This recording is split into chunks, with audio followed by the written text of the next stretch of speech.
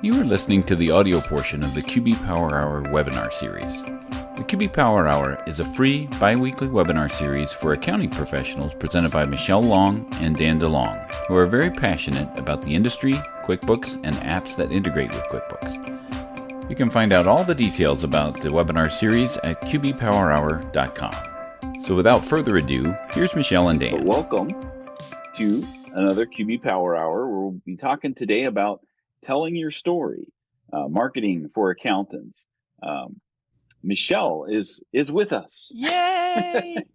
Hi, everybody. I am recovered. I am a COVID survivor. And I'm very proud to say that I had a test last Friday to reassure my mom, and it did come back negative. So all is good unless I try to run up the stairs or get too active, and then I start coughing.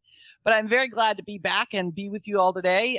Again, I'm, Michelle Long, CPA, owner of Long for Success, trainer for Intuit for many years. Really missing all the training activities that's going on right now. But very glad to have you all joining us. That's enough about me. Dan, how about you? My name is Dan DeLong, owner of Danwith. We transform businesses through technology. Just finished technically editing QBO for Dummies, the 6th edition, and Chief Content Creator at School of Bookkeeping. So we're joined today by Dave Young. Dave, you want to introduce yourself? Hi, I'm Dave Young. A man of many words. Right.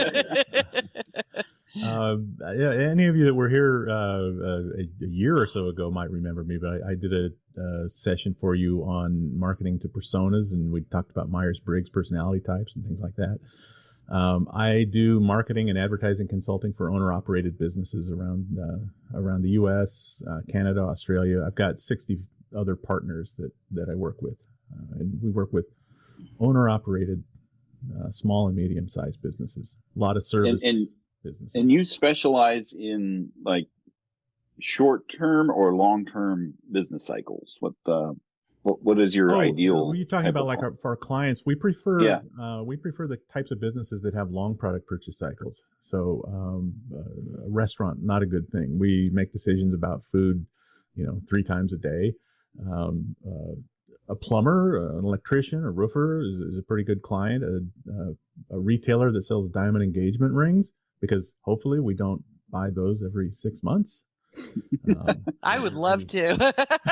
Not an engagement ring, but jewelry. Yeah, there may be a once or twice in a lifetime purchase, and so it's just because we focus on branding those types of businesses. And in our presentation today, we'll talk about why that is, because those types of purchases that are a long time in between them are typically things that you can't plan for. They just pop up in somebody's life, and they go, all of a sudden they need this, and that's why we like those. We like putting our clients in a position to be remembered when the need finally comes up. How's that? Awesome. Well, we're very glad to have you joining us and sharing your expertise with us today. I think this is awesome. Thank you. I'm excited to be here. Thanks. So, Michelle, you want to talk about the upcoming? Sure. So thank you all for joining us today. As you know, our QB Power Hours are every other Tuesday at noon Eastern. No webinar for the next one because of the week of Thanksgiving. We're going to give you guys some time to spend, hopefully, with your family and friends, and even if that means over Zoom, hopefully you can get together and spend some time with one another and all that. Then we're going to talk about preparing for year end, some things that we can do ahead of year end to make January a little less stressful and a little less taxing. Then again, we won't have one the week of Christmas, and then we'll let you know some of the other ones that we have coming up in January. And then we'll talk about building share of customer with web solutions. So keep in mind down there at the bottom, you can see the links to the PDF of the slides. The recordings are posted out there. The podcast is out there. So however you like to watch these later, you can access those out there. And while we're here talking about administrative stuff, I'd just like to comment too and see if you guys could put your questions in the Q&A panel as opposed to the chat. Because in the Q&A, that's where we can flag them for things that we want to ask Dave verbally and things like that. It helps us kind of keep track of those, whereas in the chat, we can lose the ones that we haven't been asked yet. And I also want to apologize about my webcam. I'm not sure what it's doing, but like if I do something like this, it'll change the lighting and it'll be good for a while. and my lighting will be normal, and then it goes dark again. So I apologize for that. I'm not sure what's going on. Dan, do you want to go ahead and go to the agenda? What we're going to be talking about with Dave today is he's going to talk about a discussion of character and story in marketing. And I think this is such a timely topic, Dave. I'm so glad we've got you here right now, because we have a conference that's actually going on right now called Scaling New Heights. I know a lot of us wish we could be there. Some of us are attending remotely, and there are some people down there, but it's all about RISE of the advisor. And RISE is an acronym, and the S in RISE stands for Storyfy. And so Joe, starting on day one on Sunday and stuff, they've been talking about your story. And so I think this is just perfect to bring Dave in to help bring this to you all, talking about your story and how important that is with your business. So I just think it's perfect timing. So Dave, again, thank you for spending your time and expertise with us today. It's my pleasure. So I'm going to go ahead and launch the first poll, which is, what have you found to be the most effective form of advertising? It's a multi-select checkbox, so you can just answer as many as what you found to be your most effective form of advertising. And then as Dave and I were preparing for this, we were talking about, the ProAdvisor listing is one of those things. And Dave's actually going to put me under the knife. Critique your profile. Critique my listing. Very good. It is real important on that because, I've done that with some other people, critique their ProAdvisor profile and gave them some tips to improve it. And I've had people follow up with me a couple of weeks or a month later that said, Michelle, I made those changes and I've already gotten 2 leads from it, whereas before they weren't getting any calls, because your profile determines whether people are going to click on you or click on someone else. And so that's really important. So I'm glad that we're going to get to share that with you all today. Well, and there's nothing more boring than a profile that starts with, for all your bookkeeping needs. Right. We do bookkeeping, payroll, and taxes. Yeah, we know you're on an accountant's referral website, You and the other 75 others that I scrolled past. Mm-hmm. So I'm going to stop sharing so that, Dave, you can begin your share while we're still waiting for some folks to answer. Does look like I'm going to go ahead and share that. It is shared, and I'm going to share the results. So yeah, it looks like 48% the ProAdvisor listing is the most effective form, and it's great because it's free. It's a free form of advertising, and where it positions, and Dave is actually going to talk about a little bit about why that is actually probably the most effective form for us. Well, and networking organizations down at the bottom, that's actually even a little higher. Oh, I didn't have the window big enough. So yeah. And so both of those are story based. Your ProAdvisor listing, you've got a place to tell your story in there in that profile section, and it looks like from ones that I've looked at, it can be about as long as you want it to be. A lot of them are pretty short, but and then networking organizations. The whole idea there is to build a network of people that can tell your story for you, right? So, yep. And that's how I know Dave. That's exactly right. We are in the same networking organization, so I'm glad that he was able to carve some time out for us today. So go ahead and take it away, Dave. I'm on. All right. Well, thank you so much for having me. And I don't know, do I call you QuickBookers or QBers or PowerBookers? What? I don't know how to address you. Accounting pros. Accounting pros. Oh, I like that. Because that kind of covers accountants and bookkeepers and ProAdvisors, and because we're not all the same, we're all quite different. Well, when Dan asked me back this year, I was thrilled, and I had a great time with you guys a year ago. And then when he said it was going to be the week after the election, I hesitated. I didn't know. I mean, would people show up? Isn't the world supposed to end? Apparently not. I'm having some trouble with my mouse. Sorry about that. Let's get that started. I need to get, there we go. What a great start. So I figured the world was going to be ending. I was worried about toilet paper. Still happy to see that I can't get that little bar to not be there. Oh, I'll just ignore it. just let it Okay. there. Okay. So I'm really happy to see that although there are still unanswered questions, the world is still turning. Businesses are still doing business. Bookkeepers and accountants still keeping track of everything we do so that taxes and reports can be filed in an orderly fashion, because that's what we want. And no matter who's in control in Washington, we business owners will continue to rely on accountants and bookkeepers to keep things orderly, at least keep our books orderly for legal reasons. Now, of course, for you, the reason for keeping things orderly is sometimes not for legal reasons, because that's an external reason. I would bet that for most of you, the reason for keeping things orderly is that from your point of view, the world must have order. This is work that must be done, whether anyone sees it or not. Many of you probably keep your sock drawer organized for the same reason. Order must be maintained, and that's an internal reason. Your own internal operating system demands it. And without bookkeepers and accountants and plumbers and carpenters and all kinds of system-oriented people, we would be living in chaos. But your clients might not appreciate that sense of order. Some of them are trying to build a business by keeping plates spinning and jumping from one opportunity to the next, leaving crumpled receipts and hand-scrawled notes in their wake, and expecting that order is too expensive maybe for right now. And marketing your services to them means you've got to figure out how to bridge the gap between your worlds. Just as their chaos is bewildering to you, your desire for order is a mystery to them until they wake up and find out that they need you. So don't worry about this video too much. It's not going to be a science fiction themed presentation, but later on I'm going to tell you that story is metaphor. And I think this movie clip is a perfect metaphor for a bookkeeper, represented by the stable and unmoving obelisk and her prospective clients. Well, it's obvious who the clients are. Am I right?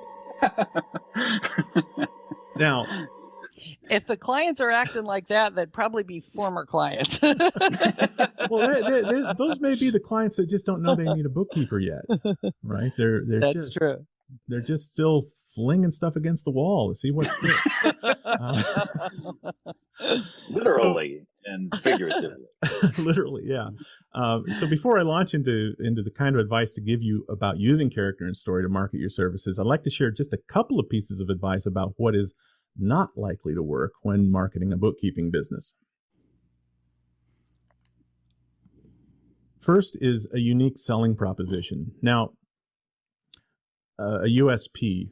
It might sound crazy because nearly every marketing guru on the planet talks about finding that special nugget about your business that sets you apart and shows that you're different from all the other bookkeepers.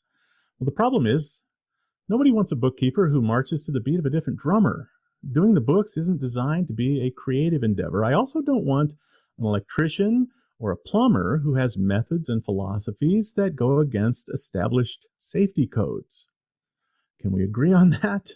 We want our bookkeeper to be responsive to emails and quick to answer the phone when we call. We want them to be available. We want them to be competent. Are you ProAdvisors certified? We want them to be honest and professional and pleasant. Any unique quality you might attempt to claim had better be relevant to these 4 items. And none of them really should be unique. I mean, you'd be a fool to claim that you're the only honest bookkeeper in town.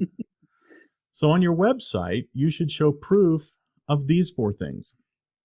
Tell me your policy when it comes to communication. Show me how to schedule time with you. Show your certifications and your approach to continuing education. And then tell stories that prove your honesty, your professionalism, and your pleasantness. And we'll talk more about those stories later. Here's my other suggestion for something that just won't work very well, and that's list marketing. So loads of marketers, again, will also tell you to either buy or build a list that you can send marketing emails to in the hopes that you can wear them down and they will eventually succumb to how glorious it will be to have you doing their books. Now, I'm not saying to ditch your client newsletter, and if you've built up a list, by all means, if you've figured out how to convert a good percentage of them into paying customers, I'd like to see how you're doing it. But that being said, an exception to this advice is using email as a means of communicating to people who are already your clients. Timely reminders about deadlines and holidays and organizing, those things are appreciated by business owners from their vendors, but those are already clients. So here's the problem. Bookkeeping is a grudge purchase. Nobody wants a bookkeeper. Nobody wants a CPA. And whenever someone in a movie or on TV says, I want a lawyer, what they really mean is, I need a lawyer. It's a grudge transaction. It's externally motivated. From a customer's perspective, that means it's external to their inner desires and their motivations. It's not a want, it's a need. It forces them to need what you sell. And to contrast that, internally motivated purchases and services, those are things that make people desire what you sell. Think about the kinds of purchases that we show off to each other: our cars, outfits, iPhones, jewelry. Those are all internally motivated purchases. They're wants. And if you can't imagine one of your clients showing off her shiny, accurate QuickBooks files, it's an externally motivated purchase. You just really just blew mine. It's like, come on. I mean, look at that profit and loss. Right. Now,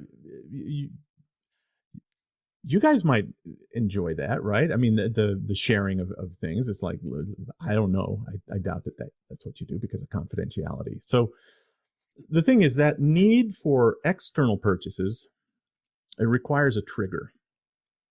Think of it this way. I apologize for this reference or this metaphor. I don't need a bathroom until I need a bathroom. Right?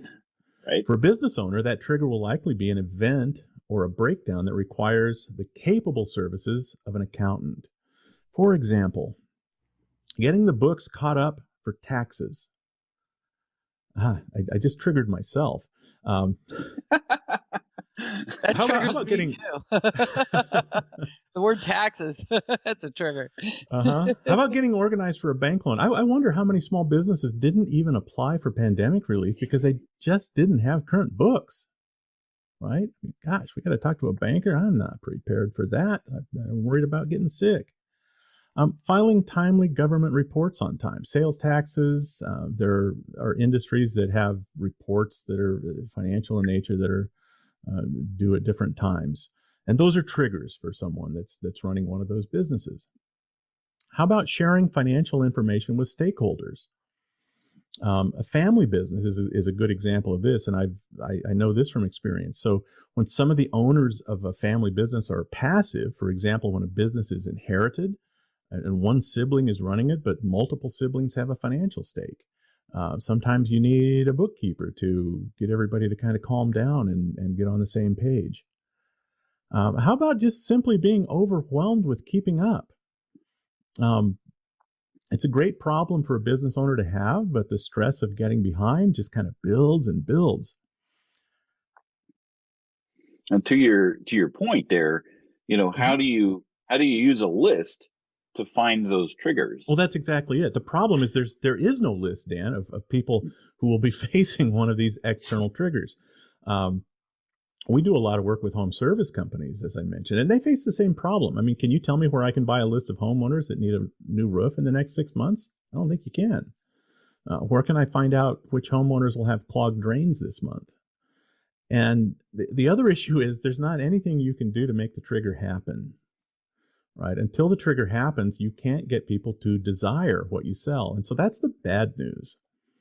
But the good news is when they do experience the triggering event, you won't have to convince them to buy. They're now highly motivated to buy from someone. You just have to convince them to buy from you. So here's some more good news before we get into character and story. Just a short list of a few things now that you can stop doing. You can stop worrying about a USP. Just forget about it. For this type of business, that's just not, unless you think you really are different from all the other accounting firms and bookkeeping services, stop worrying about this. Stop trying to grow a list and marketing to it. beating yourself on the head about what kind of emails you're going to send out to get people to need a bookkeeper. And then inside your business, you can stop aiming operational improvements at anything that isn't something your customers care about. So operational improvements in communications are great. Operational improvements in how you move data back and forth, more certifications, those kinds of things are things that you should be focused on. And then here's a list of things that you can start doing. Again, focus your operational improvements on the things that matter to your customers. Managing client expectations about communication. Spell that out on your website. Maintain your training and certifications. Mention it on your About page. If you have a blog, write stories that demonstrate your honesty, your professionalism, how you enjoy interactions with your clients. Whatever advertising you do, and this includes things like referral networks, aim your advertising at communicating those 4 factors, and then use story-based ads or messages for effective communication, and study how to brand an unsexy, externally triggered business. And we're getting a good start on that today. So I'll get started now with what you asked me to.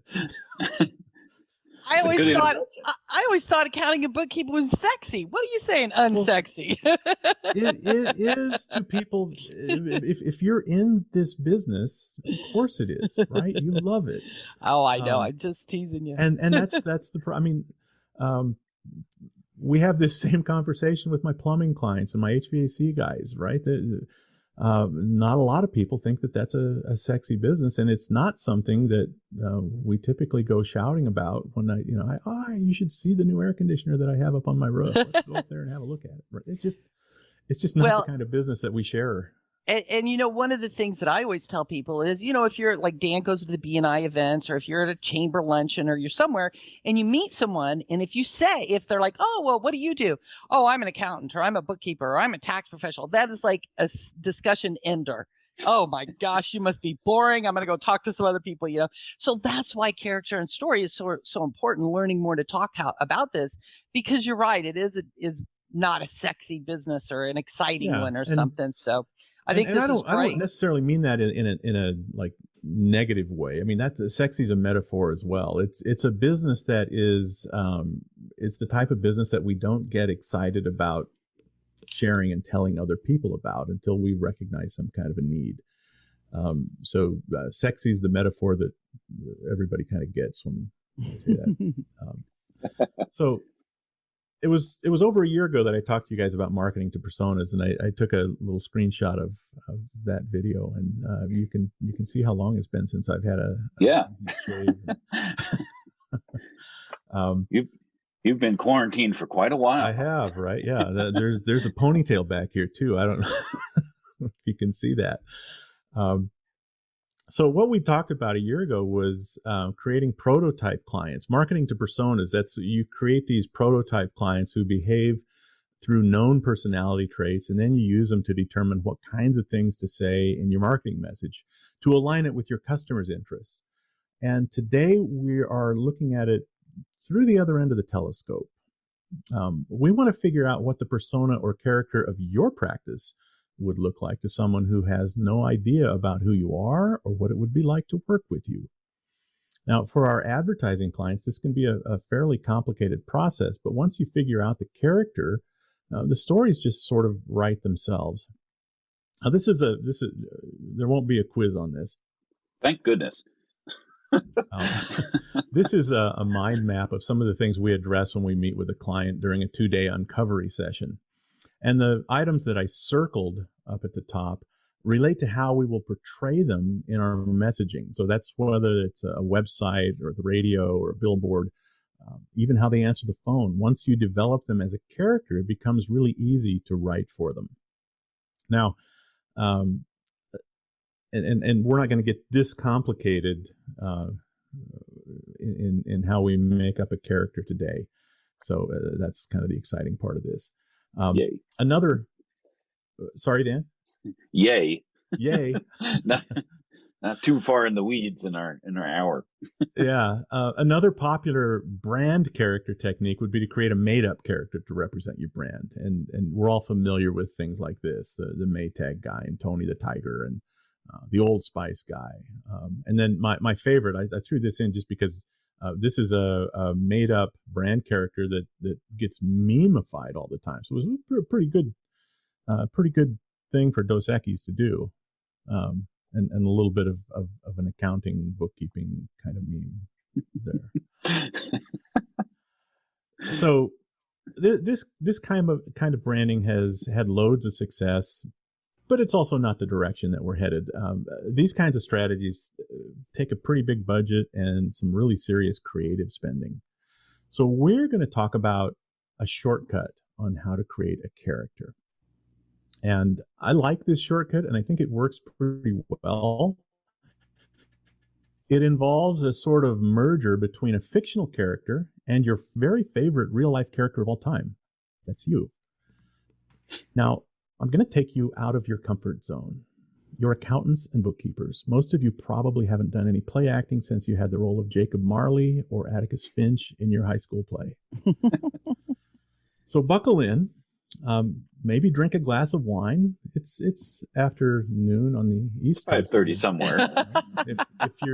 If it's not afternoon yet, then you have my permission to call it purple coffee. Trust me, you can do this. Okay, it does require a bit of imagination, though. So the first step is to name a fictional character that you relate to, that you like a lot.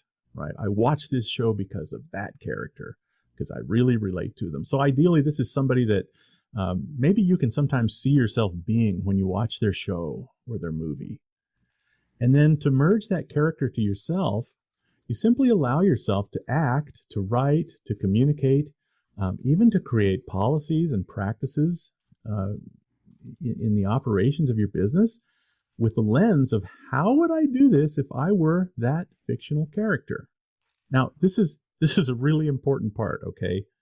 You will never, ever show explicitly that you're doing this. You're going to channel the character as if they were riding along on your shoulder and whispering in your ear. And what this technique allows you to do is to have confidence in your actions and behavior and your communication by asking yourself, how would my hero handle this? So again, and I'm going to say this a couple more times, we're not ever going to say that's who I am. That's something that you keep inside. So I'm going to use an example that might be a little bit over the top. A lost wallet lies on a Manhattan street stuffed with cash. A white middle-income male New Yorker between 30 and 44 picks it up. Will he look for the rightful owner or pocket the cash? Who knows? Dan, do you know? What's this guy going to do? No. All right. What if it's George Costanza, the white middle-income male New Yorker between 30 and 44 from Seinfeld? What if he picks it up? Everybody knows exactly what he'll do. So if you feel like you're the George Costanza of accounting, you'd know exactly the kinds of stories you could write. You know the kind of policies you'd put in place. You know how to land... Let me put this a different way. You would know how low you'd stoop to land a client. You'd know what kind of clients you'd be willing to take on. And by the way, I hope you're not the George Costanza of accounting, because that sounds a bit too much like a unique selling proposition, and we already agreed not to go there. But that being said... And you'd be talking in third person all the time. What's that? Yeah. And But I promise you, there are businesses who would respond well to this because they would probably recognize themselves in your behavior. So I took the liberty, and we're going to go through several of these characters, and I took the liberty of changing the opening lines of Dan's ProAdvisor bio for each of the characters we're going to be looking at. And on that ProAdvisor website, when you scroll down the list of all the accountants in your zip code, in that bio line, man, you only get a snippet. There's only a couple lines that you can actually see. So how do you pick?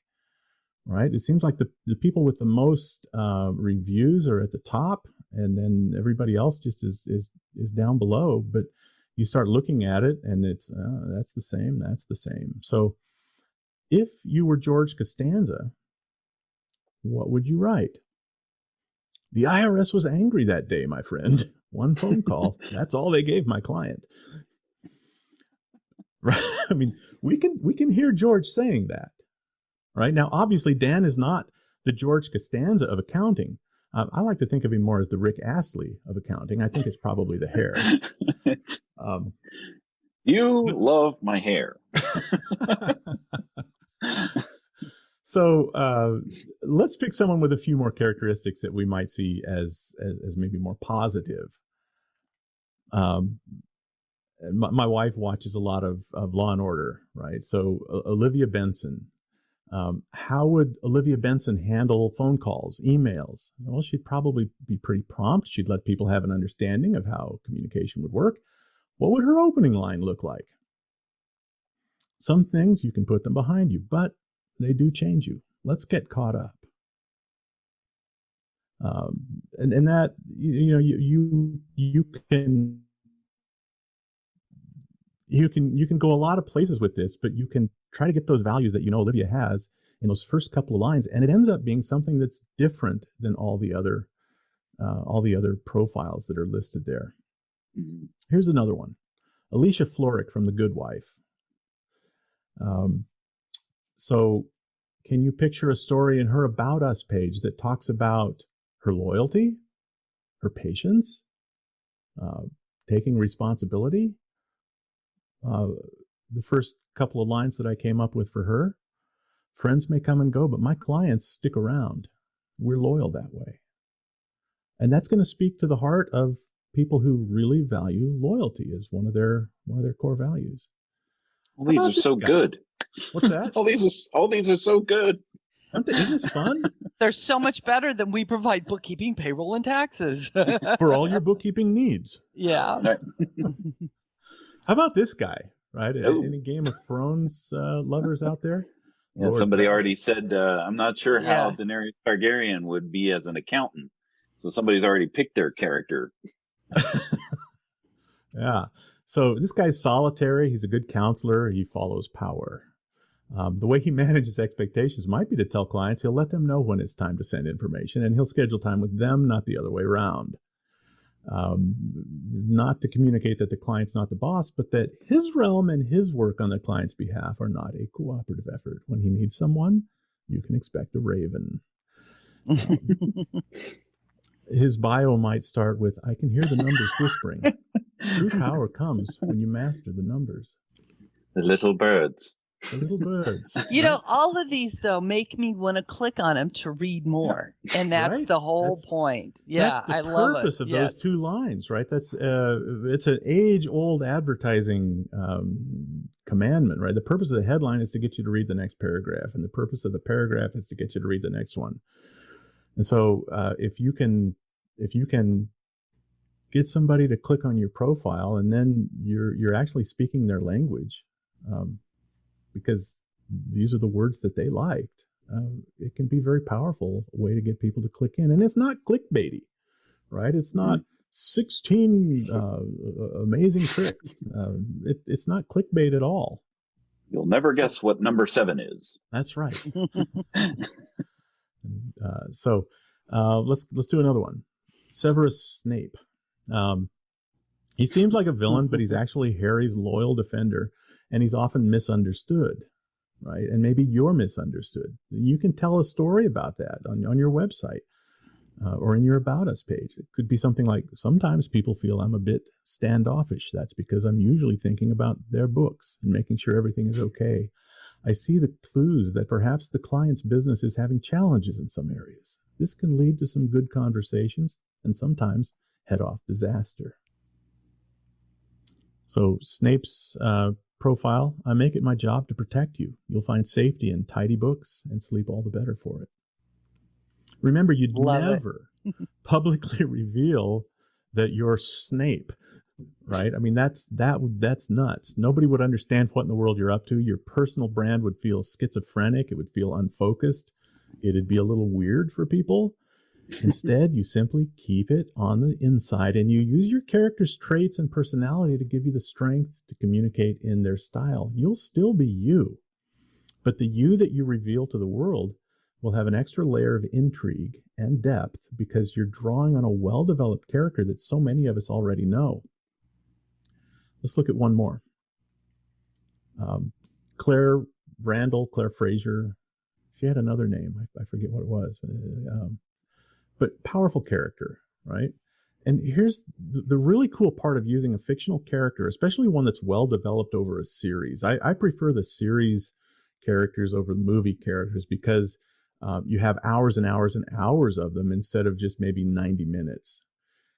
So the really cool part about using a fictional character, if you remember when we talked about the marketing personas, well, people have written about most of these characters and their personalities in a lot of depth. And if you go on Google and you search for Claire Randall personality type, you're going to find a whole bunch of stories where people have said, here's why I think she's an INFJ or ISFJ. And they don't all agree on it, but they all talk about her character. And so as you choose one, you can do this sort of research to find all this depth of how that character is going to respond to different things. And it gives you the kind of clues that you need for writing these types of stories. And it also means you can do some good research before you settle in on a character that isn't a great fit for you, right? You might think of one, and then as you start looking, you go, well, it doesn't really quite match me. And then the other part about,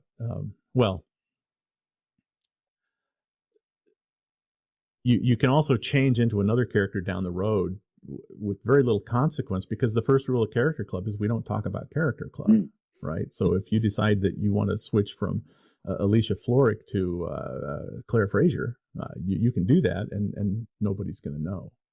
So what would Claire's bio line be? Now this, I sort of broke my rule, but nobody knows that Claire Fraser's sitting on my shoulder, right? Good bookkeepers are time travelers. How far back must we go to get you caught up?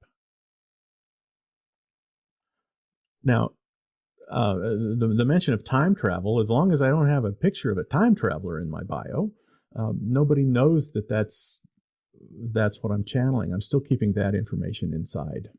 Could be Doctor Who.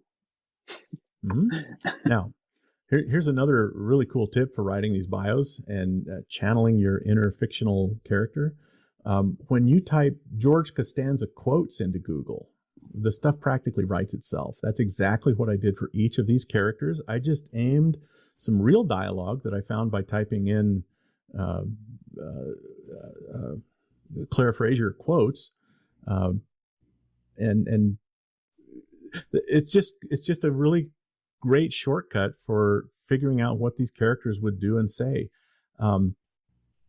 I just aimed some of that real dialogue at an accounting topic. Now, highly paid professional writers did all the heavy lifting of developing these characters and putting the words in their mouths. And the people that loved the words that came out of their mouths wrote stories about it and gathered up all their quotes, and they're just ready for you to find on Google.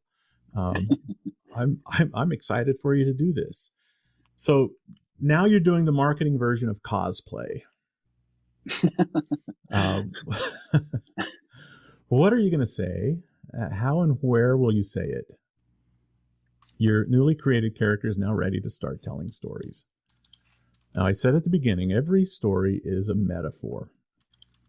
Stories communicate the fundamental relationships between ideas, between people, and between products and customers.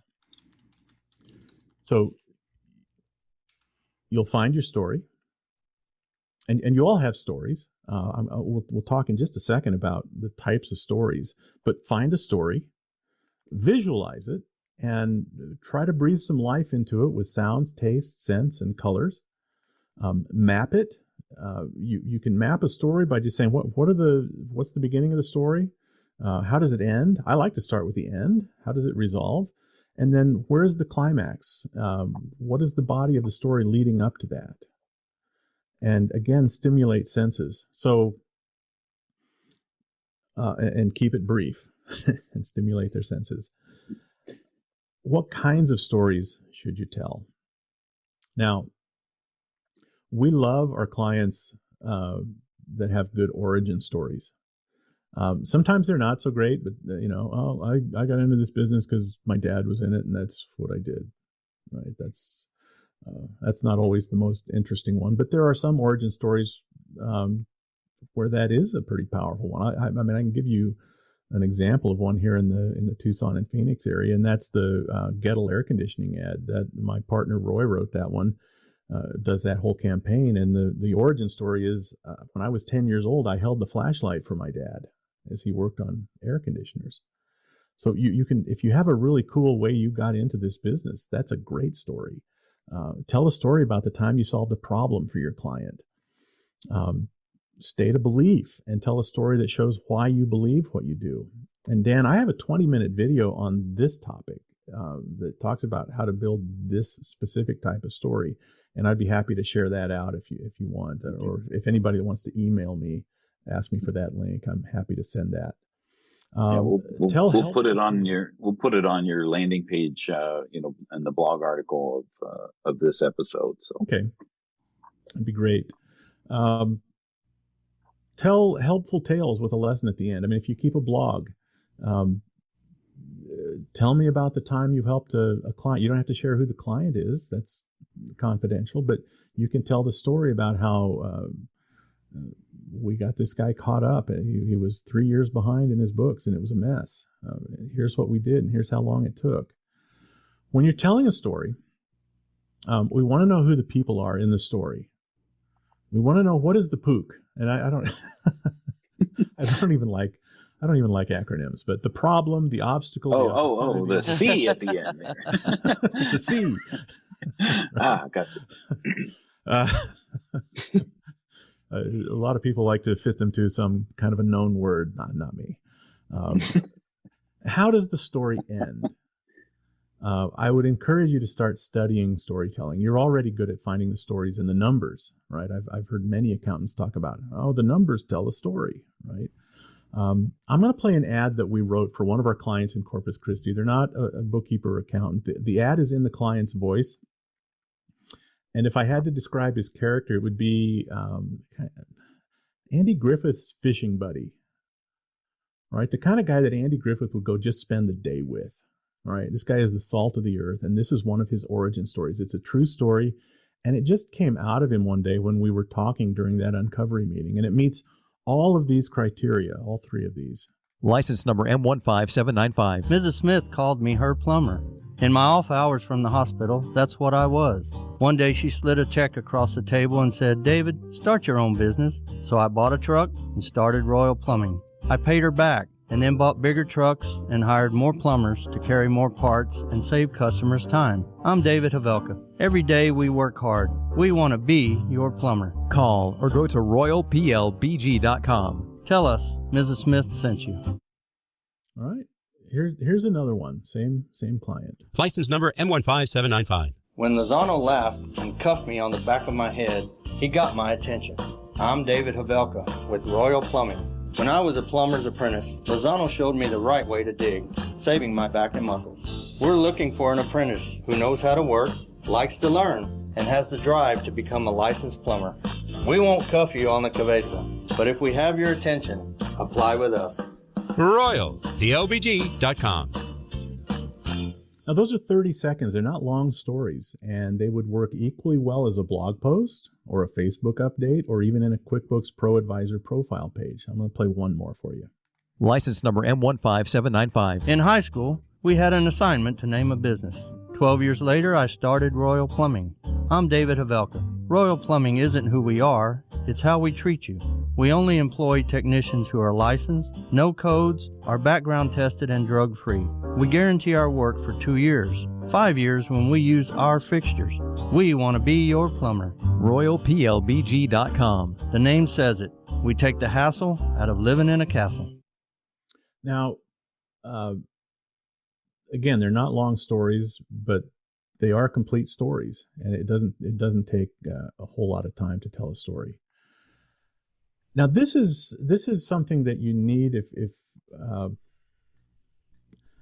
a vamp. A vamp is a ringmaster. In every circus, it's the self-promoter of someone or something other than himself. A vamp can work on stage or off stage, under the lights, behind the curtain, but crazy success usually doesn't happen without a vamp of some kind. Colonel Parker vamped Elvis. Don King vamped Muhammad Ali from the spotlight. John the Baptist vamped Jesus from the wilderness. Traditional talk shows, never about the host. The hosts are the vamps. They're shining a spotlight on their guests. And so vamps are ad writers, storytellers on behalf of someone else. There are talented people living anonymous lives in every city, town, and village wishing they could only be discovered. But discovery isn't what's needed. What's missing is a vamp, an advance man, a promoter, somebody who's willing to work behind the scenes, fully dedicated to your success. The job of the vamp is to tell stories we could never tell about ourselves. And we're going to circle back around to the idea of networking groups here in just a minute. But I want to show you an example of a fictional vamp doing an amazing job of vamping his client. This is from the 2001 movie A Knight's Tale. My lords, my ladies,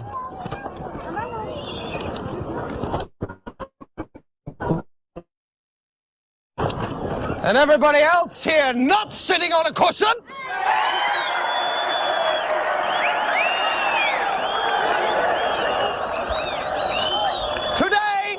Today, you find yourselves equals.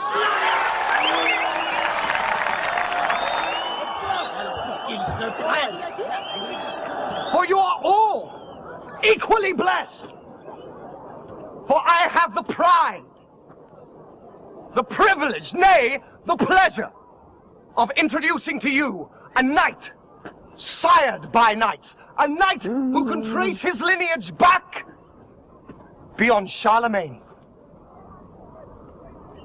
I first met him atop a mountain near Jerusalem, praying to God, asking his forgiveness for the Saracen blood spilt by his sword. Next, he amazed me still further in Italy when he saved a fatherless beauty from the would-be ravishings of her dreadful Turkish uncle.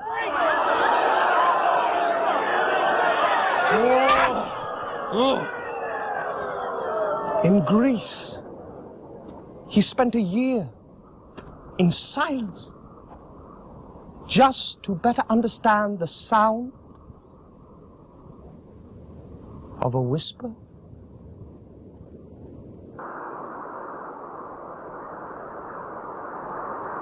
And so, without further gilding the lily, and with no more ado, I give to you the seeker of serenity, the protector of Italian virginity, the enforcer of our Lord God, the one, the only, Sir Ulrich von Liechtenstein!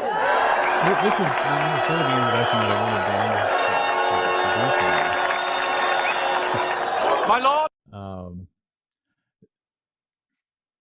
Here's another scene. Stories don't always have to be over the top. They can be a little shorter. Good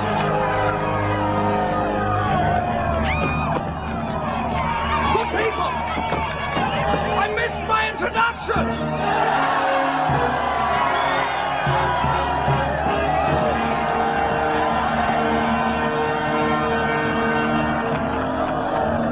But please, I pray you, hear it now. For I would lay rest the grace in my tongue and speak plain. Days like these are far too rare to cheapen with heavy-handed words. And so, I'm afraid without any ado whatsoever, excuse me, my lord, here he is, one of your own, born a stone's throw from this very stadium, and here before you now, the son of John Thatcher, Sir Thatcher!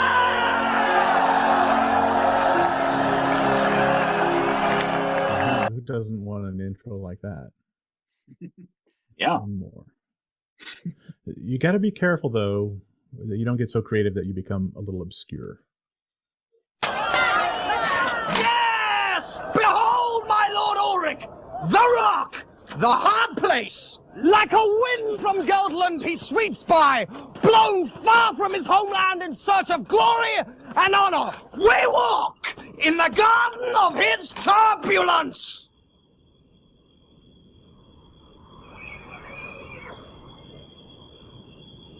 Yeah! Got to have a wingman, right? So there for the tip in.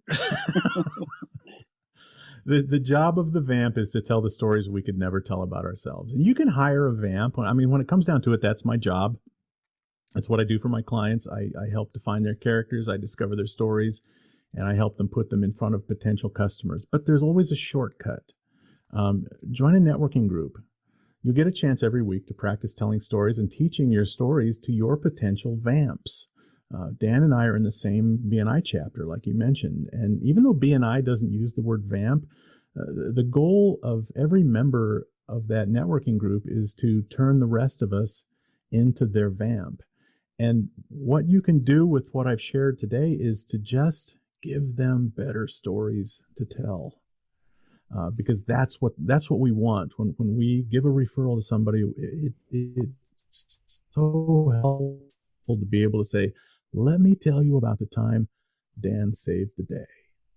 It was amazing. And Dave, I think this is great because for us, we do need those referrals. And so talking to, bankers, talking to attorneys, talking to real estate agents or whoever can be a source of referrals for us. That's our vamp. Those are the people that if we can share our stories and share so that they know what type of client is going to be the right client for us and everything. So I think if we think of vamps as our referral sources and our networking referrals, I think this is a great example for people. I love it. Thanks. And that's really it. We didn't get deep into the woods in storytelling, but there's loads of material. I would just suggest that you study it. Well, and Dave, I just want to share because somebody had put in the chat that they don't think stories are that important, that people don't care. And I said I respectfully disagree because over the years, I present and train, to other accountants and bookkeepers. And over the years, I didn't realize what I was doing, but I had developed lots of stories from my experiences working with clients to share with people to, illustrate what not to do or a success or whatever to teach a lesson, if you will, or share something like you said that I had accomplished with a client, or I had started using stories without realizing it. And now I've learned more about stories. And I read somewhere that people will remember the story 22 times more and they will remember the lesson or the whatever it is. So especially if you're using your VAMP or your referral network, for them to remember, like you just said, oh, I remember when Dan did this for a client or whatever, it's way more impactful than just call Dan. He's a great guy, And so I love this about the stories, and I have been using them for quite a while, and they really do work well. There's a mortgage broker in our BNI group that gave his talk. The way BNI works is everybody gets to talk for 45 seconds in our group every week. But one person gets to talk for 10 minutes, and they get to tell about their business so that you can help. It helps you create referrals for them. Well, this guy's a mortgage guy, and he could have spent 10 minutes talking about the ins and outs of mortgages, right? Oh, here's what a variable rate. Here's what a balloon payment is. No, he told us 3 stories. He told us about a guy who didn't think he could get a mortgage because it was everybody else was advising him to declare bankruptcy. He told another story about a guy who had gotten divorced and didn't think he would ever be able to own another house, and how he helped him get a house. And I forget what the third one, but the point was that there were 3 amazingly well-told stories, not a single slide, and that's the presentation that I remember from the past 6 months. It's not somebody talking about, what the inside of a water heater looks like if you don't clean it out. So I think they're incredibly powerful. And, I think that's great. We were joking earlier about have a drink or something. And I think this is a great opportunity for us as accountants who sometimes we're not as creative. And I can't think of a story, Dave. I don't know how to do this. I'm an accountant. I don't have that side of my brain. Sit back, have a few drinks, especially if you're with friends. Have a Zoom with a few friends or whatever. But sit and have a drink and think back of the stories. when someone would ask you, what's one of your worst client experiences? What's the biggest inventory problem you ever solved? What about payroll problem that you've solved? Or think about the experiences and things that you've done over the years with your clients, especially when it's been a big mess or you had a big problem or whatever. And, what you did for the client and stuff, that's your stories. That's how you can pull out your story. And like Dave said, how'd you get started? I've got a great story about, this client that I represented before the IRS, and that's part of why I don't do taxes anymore, So going through your history and your experiences, and if you have a drink or two, I think it flows better and you start thinking about it. Of course, you're going to do this in private, not in front of clients or anything like that, but it helps you to work on your character and your stories, I think. You think about the stories we tell about family vacations even, right? Yes. If you ask me about a family vacation, I'm not going to tell you about the time we planned it and everything went perfect according to plan. I'm going to tell you about the time we were driving across from Las Vegas to LA and the air conditioner in the van broke. Right. And that's the story. It's how we overcame adversity. Yep. What happened? Yeah. When something goes wrong, those are the stories on our last cruise that we took with our family, we were laughing at the time. And now I can't remember what it was, but whatever had happened, we're like, boy, we're going to have great stories to tell about this one because those make good stories. So absolutely. There's a question here about somebody took the Myers-Briggs personality test. So your suggestion, Dave, is to use that to build your character storyline, or how does that pull into it? Here's what I do. If you just took the Myers-Briggs personality test, you can Google whatever fictional character you're thinking about using and see if they align with yours. That will be a really good one to use. When we talked last time, and Dan, maybe you can link to that other video, we used the Myers-Briggs personality profiles as ways to create marketing personas. So I don't know who that person was, whatever their Myers-Briggs type is. The point of that exercise was, how do we write stories, headlines, web copy in a way that people of that personality type will respond well, that they'll relate to it. So the data shows that a lot of bookkeepers and accountants are ISTJs, so an SJ type. Our marketing shorthand for an SJ type is a methodical. And these are people that want the T's crossed and the I's dotted, and they read the fine print, they read instruction manuals. Right now, your business owners may not, your clients may not be that type. They may be more of an NT, what we'd call a competitive. And it's just like, no, I just want the bullets. Let's just get this done. Are you good? You're good? All right. That's all I need to know. Yeah. And what I got out of the last time that we talked about those types of things is that, a lot of times we just speak to our own personality type when we write our own things, and not knowing that there's others that are out there that might pick up on something. And that's really what that boils down to, is making sure that you're including those other personality types in your marketing content, so that they are attracted to something that maybe you can offer. And the biggest mistake you can make is to assume that all of your clients and potential clients think the way you do. It's sort of, it's like the person that said they don't like stories and don't believe in them. Those are probably not the words that they used, but the fact that the rest of us do says maybe you should tell us a story. Right? We like hearing stories. Well, and I would add in here too. Somebody said, if they know I've done what they need done successfully before, they trust me more.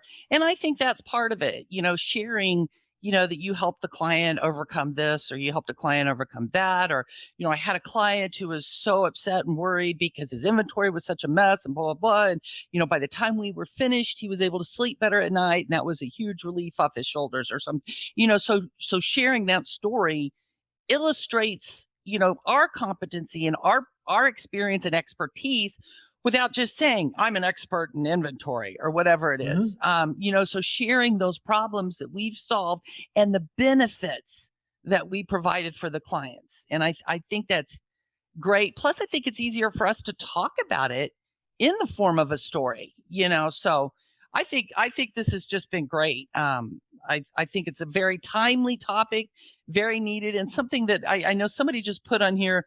Another Michelle. I love Michelle's. I love this training out of the box for accounting type. Definitely stirred creativity inside of me. I'm excited to apply it to my marketing efforts. So I think this has been great, Dave. I love that you joined us again and shared this with us. Well, thank you. It's a pleasure. Glad I could do it. And on our blog page that we'll have the replay of this later on. If you need Dave's help, he's offering a 30-minute free consultation where you can, or even maybe longer than that, right? Well, so the 30-minute, the link that I think you're giving people is to just set up a 30-minute call with me. It doesn't even have to be 30 minutes. But one of the things we offer, and it was on that opening slide, is a 90-minute sort of a work session with anybody that's thinking about these kinds of things. So, and we can do that if you've got some care or try to figure out an ad budget, and then maybe what the highest and best use of that budget would be. Should they be in mass media or other forms of advertising? But that 30-minute call kind of leads into that, because we will ask you to do a little bit of homework before the free 90-minute one. But a lot of people get a lot of value out of it. Wonderful. So everybody should make sure you go get those slides so you've got that information.